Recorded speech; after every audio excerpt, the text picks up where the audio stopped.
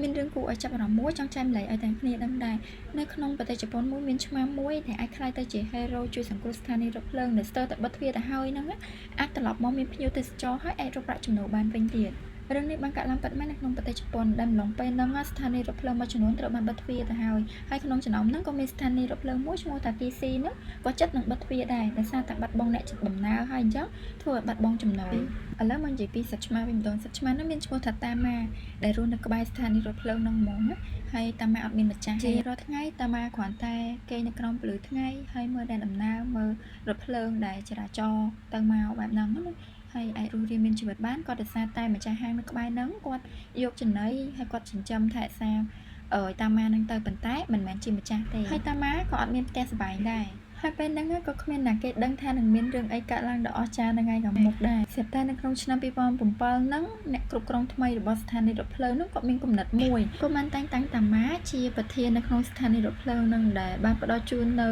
ការិយាល័យផ្ទាល់ខ្លួនឲ្យតាម៉ាមានឯកសណ្ឋានមានស្លាកឈ្មោះផ្លូវការហើយបានមានមុខទៀតប្រាក់ខែរបស់តាម៉ាមិនមែនជាលុយទេប៉ុន្តែជាអាហារដ៏ច្រើនដែលតាម៉ាអាចញ៉ាំបានហើយការងារមិនទៅការងាររបស់តាម៉ាគឺគ្រាន់តែធ្វើជាខ្លួនឯងបានន័យថាតាម៉ាគ្រាន់តែស្លៀកពាក់ឯកសណ្ឋាននឹងហើយអង្គុយនៅច្រករថភ្លើងដើម្បីទទួលភ្ញៀវទេសចរស្ដាប់មកទៅសាមញ្ញទេប៉ុន្តែបានតាក់ទាញភ្ញៀវទេសចរឲ្យចង់មកមើលតាម៉ាដោយផ្ទាល់ហ្មងលើពីហ្នឹងក៏មានអ្នកកសែតខាងទូរទស្សន៍ឬក៏អ្នកកសែតអត្ថបទមួយចំនួនក៏គាត់បានចុះមកថតតាម៉ាផ្ទាល់ដែរសកម្មភាពបែបហ្នឹងបានធ្វើឲ្យតាម៉ាក្លាយទៅជាឆ្មាមួយដ៏ល្បីល្បាញនៅក្នុងតំបន់នោះមនុស្សជាច្រើននៅក្នុងប្រទេសជប៉ុនរួមទាំងអ្នកផ្សេងនៅក្រៅប្រទេសក៏គាត់ឆ្លៀតមកលេងស្ថានីយ៍ហ្នឹងដើម្បីតែចង់ជួបតាម៉ាដូចគ្នាដើម្បីចង់មើលឬក៏ថតរូបជាមួយម្ចាស់ស្ថានីយ៍ទូចអញ្ចឹងពេលខ្លះត្រូវតម្រង់ជួរទៀតស្ថានីយ៍ដែលពិបាកលក់សម្បត្តិពីមុនមកប្រែក្លាយទៅជាកន្លែងដែលអាចលក់ដាច់យ៉ាងលឿនហើយហាងកាហ្វេហាងលក់អនុស្សាវរីយ៍ឬក៏ស្ថានភាពប្រែក្លាយទៅជាមានភ្ញៀវទេសចរមានច្រើនមកគ្មានណាគេគិតដល់ថារឿងសាមញ្ញបែបនេះក៏អាចក្លាយទៅជារឿងអភូតហេតុបាន